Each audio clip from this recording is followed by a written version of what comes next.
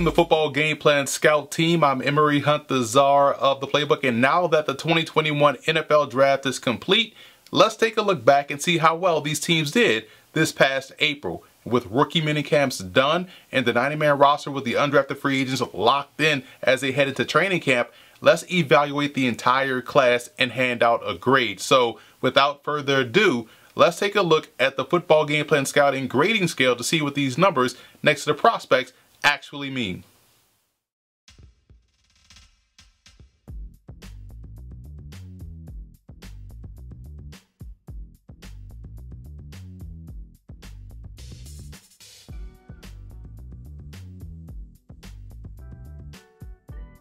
The New York Jets had 10 selections in this year's draft, and man, did they maximize virtually every pick, even going all the way down to the bottom end of the 6th round with Brandon Echols, the cornerback out of Kentucky, a feisty slot corner that does a great job in being able to be active versus the run. So he's not afraid of getting involved in the run game, and they brought in some depth with Jonathan Marshall, the defensive tackle from Arkansas, just capping off what looked to be one of the best drafts, in my opinion, in the entire NFL. As you can see, number 3 guard, quarterback, slot receiver, combo safety. They nailed a bunch of picks when you talk about what they did this past April. And what I like most about their draft is the fact that they broke it down into 2 parts, offense and defense. They took flight on offense first. First, they grabbed their franchise quarterback in Zach Wilson, whose game is very similar to that of Johnny Manziel. I really like how this guy plays. He's a +1 in the run game. He can make every throw on the field, so they got the guy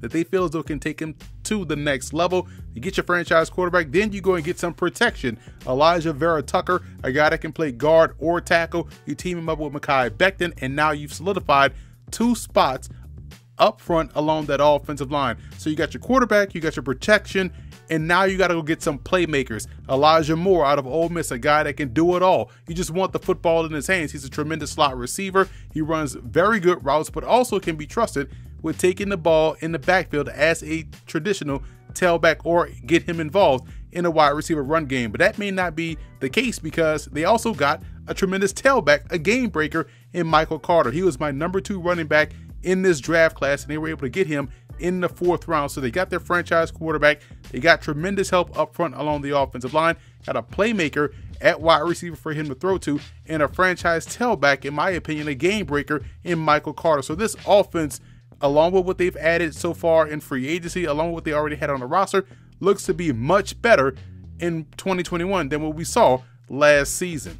And after they took flight on offense, they went ahead and took off on defense and addressed some issues they had in the secondary. You look at what they did in free agency in conjunction with what they've done here with these selections, man, you have to like what they're going to build out there on the back end in 2021. You look at Jamian Sherwood out of Auburn, 6'2", 220. He's an excellent run defender and tackler, just has a key on the football and how the run game is set up from a blocking perspective and is able to play the alley very well. So he's a strong safety that also can double as your nickel backer. They also took in Michael Carter out of Duke, a guy that can play all 3 corner positions, including both safety positions. So you got a combo safety, one that can match up across the board on the back end. And then you need some help at corner. You got a guy in Jason Pinnock out of Pitt. I was shocked that he went this far down in the draft, but what a steal for the Jets, a guy that can play press, he can play off, he plays above the rim when the ball is in the air and attacks the ball very well. And again, like I've said before, you can't go wrong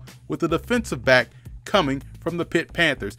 And they also added more depth on the back end with Hamza Nasiruddin out of Florida State. He's a strong safety, could be a combo guy. Some see him as a nickel linebacker, but again, just like Sherwood, you get someone that can play multiple spots for you on the back end, keeps you versatile, and you could be looking at essentially two nickel linebackers in a versatile defense that we should see from Robert Saleh. So just a great job on both sides of the ball with those picks.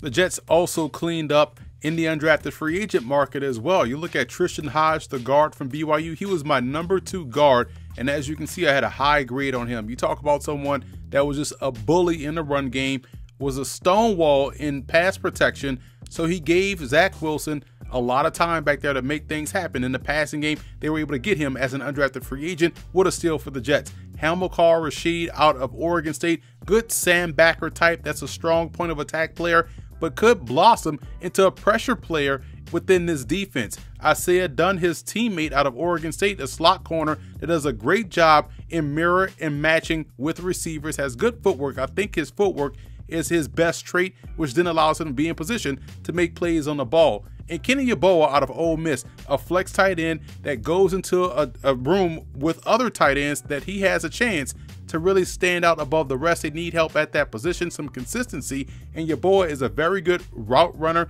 a guy that has tremendous hands, very wide catch radius, which gives him a chance to make this roster.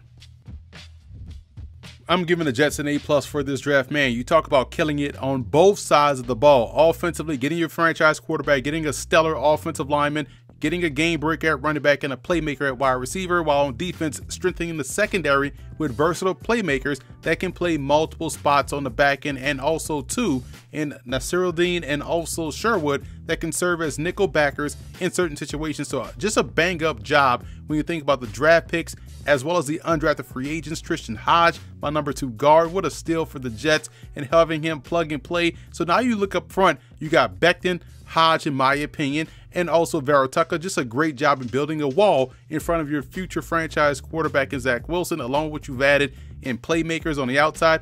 This, to me, is the best draft in all of the 2021 NFL draft classes by the team. So great job by the Jets.